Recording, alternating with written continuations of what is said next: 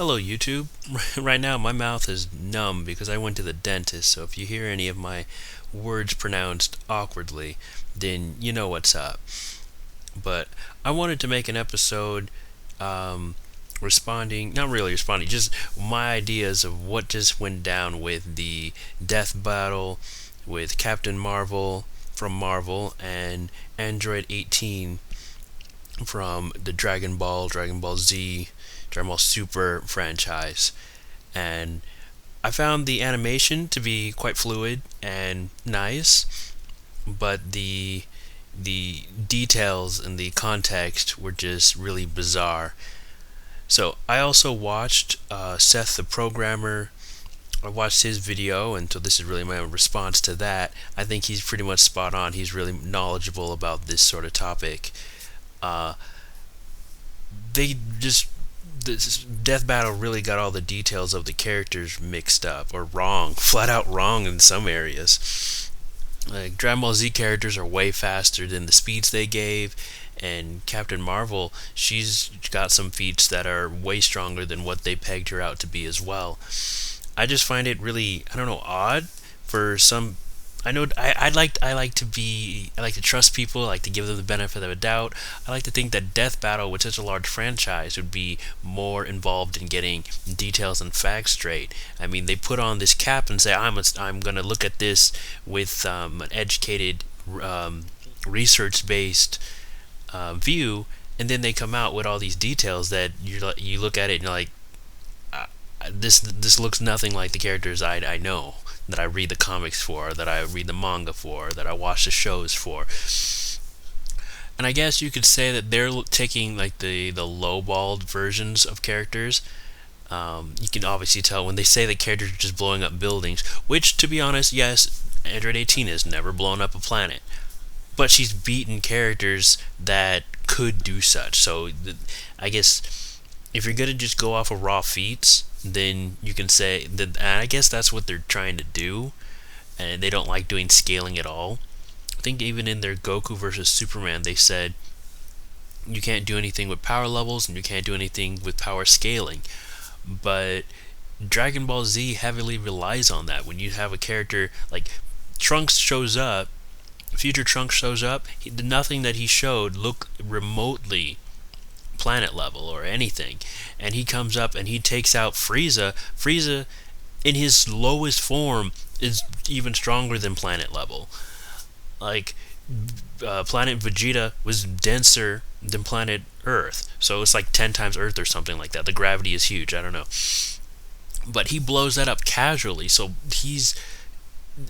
I forget if they can. Most people consider Planet Vegeta to be like dwarf star level or something because it's denser than Earth. But base Frieza destroyed that. So even if you want to lowball that to just on the planet, ignoring the actual scaling, Trunks has never shown anything planet, yet he defeated him. So you obviously have to say Trunks is stronger than somebody who can destroy at minimum a planet. And Frieza's done much more than that. Frieza's, I forget, he's like dwarf star level and base, and I don't know if he goes all the way up to star level, but he goes pretty high level. And this was Mega Frieza. He comes back and then he's just fodder compared to Trunks. So you have to look at how the characters interact with each other. When Goku comes back, he takes all those as a Super Saiyan, he takes all those sword swings with his two fingers enhanced with ki, and he's become stronger. It's not like those sword swings are suddenly like low, like building level, because Frieza, like Trunks has never shown any planet level attacks. No, that doesn't make any sense. Similar for the characters in Marvel.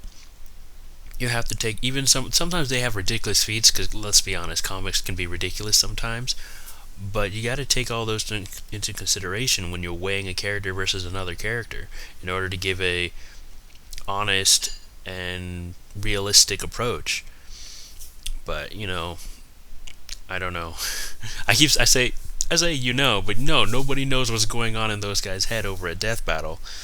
They have a lot of resources, and like they got a great animation team, they got great got voices. They got a great fan base, and it's large. You get tons of views. You would just think that they would be more dedicated to being true, but they're just in it for views, I guess, and it's just what they do for fun. I guess they're saying that their interpretation isn't the only interpretation, and to that end, I guess they're kind of right. They can do whatever they want.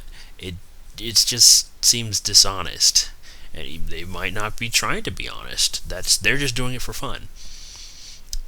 I don't know what to do with that though. Like, if I was trying to do something, I would try and do it for like truth's sake, for to be as valid and factual as possible.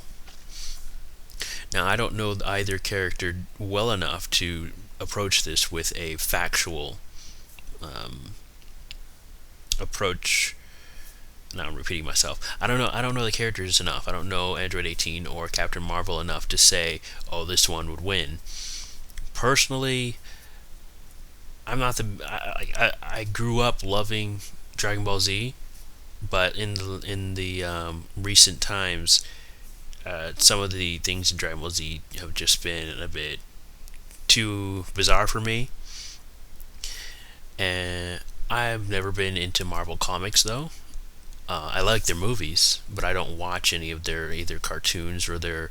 I don't read any of their comics. I do like some of the characters, but Captain Marvel has never been on my radar. So it's not like I like her as a character more than I like Android 18. I probably like Android 18 way more. She's just cool and I guess attractive. I mean, Captain Marvel's attractive too. That's the way characters are drawn in most anime and comics. But as a character, I only know 18. And she always came off as a cool character to me. I guess I was rooting for her anyway. Actually, I don't know. I wasn't really rooting for anybody. Once I saw the dislike bar and saw that it wasn't very high, I was like, oh, I automatically knew that 18 won. Why? Because, to be honest, right now, some parts of the Dragon Ball Z fan base are pretty, as they say on the internet, cancerous. They're just not a good. It's not a good fan base in some respects. Like, you had people acting like big babies when whining about when Goku lost. Yeah, Goku lost against Superman. It might be a garbage showing of Superman in your opinion, but throwing a fit about it and throwing a tantrum just because your character lost in somebody's fictitious version of a fight between him and another character, that's petty to me. Whether or not Goku versus, like, would Goku beat in Superman fight? Like, if they were actually fought and it was true to the characters, I think it would be a stalemate. Based on their feats, though, Goku crushes because Goku's universal right now. Superman's not even like, there are a few versions of Superman that are like universal, but most versions of Superman can't even touch that level of Goku. Goku right now, he just stomps on Superman. It's super bad. But if the characters are both written how they're supposed to be, like if you imported Superman into into Dragon Ball Z, Superman would be on Goku's level. He would be on like some God of Destruction level stuff, because that's the way that Superman, if true to his character, would be written, and then Goku would be right up there. They would be stalemated, just like Vegeta. Vegeta would be all like mad because some other person is stronger than him, and his rivalry with Goku isn't the only thing anymore. But getting back to the two characters, Captain Marvel and Android 18, written as they are, I think since Captain Marvel's a protagonist, she would have some sort of advantage. I mean, 18 is a protagonist now, but that's not how she was written. And she doesn't come off as like a main character type. She's a supporting character now. I wonder, that gets to me, and this is, sorry, off topic, but I wonder, like, why do when we have versus battles, it depends a lot on how you frame the battle. Like, there's sometimes people say, oh, bloodlusted, and some other times people say in character, and other times it's to the spirit of the character. And that just, I wonder how those sort of fights would go. I mean, in the spirit of the character, Goku and Superman would never actually fight because they're both good guys. Then again, Goku wants to fight everybody. He just wants to. He fought Zamasu. Like the first time he just saw Zamasu, oh, I want to fight you. It's like that doesn't make any sense. They just spar. It's like, dude, that's disrespectful. But it doesn't care. But I think that'd be interesting to take a better look at characters, like in character, how would they behave, and maybe focus on some of that in versus battles. Anyway, it's been 10 minutes and my mouth is still numb and I'm talking, and I don't know how this audio recording is gonna turn out once I unpause it, but I'll talk to you guys later and see you next time.